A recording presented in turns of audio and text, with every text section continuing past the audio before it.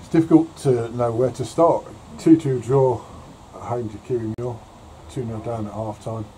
Damage was done in the first half. Second half we battered them. But in the end we were still lucky to get a point, scoring late on.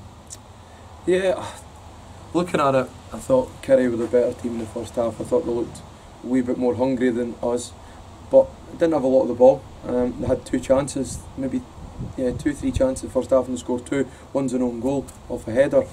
So we make mistakes in the first half and we don't cover ourselves in glory. But during that first half period, their goalie Sean Diamonds pulled off an incredible save to get back to 2-1, and Sam Simpson's missed a goal from 5 or 6 yards. So I'm looking at it and thinking to myself, they're 2 up at half time, but we missed 3 sitters, and that's frustrating. Then in the second half, I mean, they're out their own half maybe 3 or 4 times, and it's waves and waves of attack. And there's a lot of good things we do, but there's a lot of things that's frustrating. We make the wrong choices, and we have opportunities to go and kill the game off. We've had 2 goals disallowed, which again I'd like to see in the footage, because I'm not convinced that neither of them are offside. But again, I want to see them. But we've had chances. It's a good point against a hard-working Kirrie team, but with the amount of possession we had in the second half, we should be scoring 3, 4 and 5 goals. So I'm frustrated. I'm like, it's good to get the point, and you know, in probably 24 hours time I'll probably appreciate the point more. But when you have that many opportunities in games, you see the stats, I think it's 16 opportunities and 8 on target.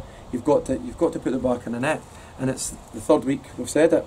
We just need to get that wee bit extra composure into our games to make sure that we're killing teams off, because second half we should score 3, 4 and 5 goals, because we had numerous chances to do so, and good chances. So I'm frustrated from that point, but I think, like I say, that'll summer out of me over the next couple of days.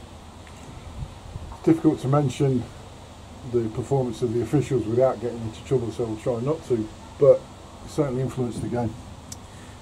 Yeah, I think it's really frustrating as a manager, as you come off the park and before you even shake hands with the other dugout, you can just hear people surrounding, from players, coaches, supporters, talking about performances. And I think that's a clear picture of where it was today. It was disappointing all over the park. We've had 2 goals disallowed, we've had bookings, some really bad challenges in the game, and there didn't seem to be any real control.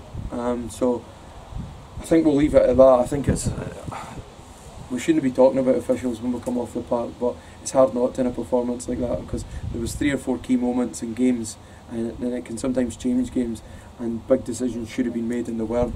And I think when you look back at the highlights, some of these incidents will show themselves, and they'll probably be a lot clearer. But 2 disallowed goals, and I'm convinced that at least one of them was certainly onside, and that's the difference between 1 point and 3 points. So yeah, I think we look at our performance as a first half, and we'll look at our performance at 90 minutes, but officials have to do the same. It's 90 minutes, and I'm not sure they've got a full control for 90 minutes. Okay, we took a point, we move on. Downfield next week at Downfield Park. Tricky place to go, tricky team to play against. Yeah, we've not been there for a number of seasons in competitive football, so it'll be good to go up there and get a game of football. I think if we can really just work on some of the things that we've highlighted to the guys at half time and full time there, then we'll go there in a confident frame of mind. We've played 3 games in the league, we're still undefeated, and for us that's just about momentum, building that momentum.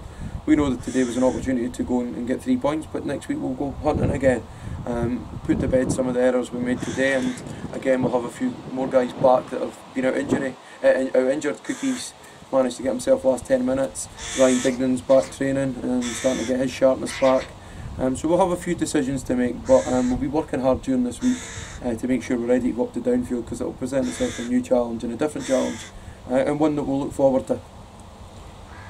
Looking back on today's game, who's your man of the match? For me, Paddy, Alan McSkimming.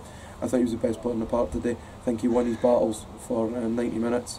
When Ewan Buggins came off injured and he slotted in at centre half, which he has done a few times this season, I thought he was excellent. He was a real presence. Every time they tried to play balls in behind, he either got his foot there, he got his head there. and when he was driving forward, he was giving us chances and pushing the team forward. So I thought it was a really good performance from him today.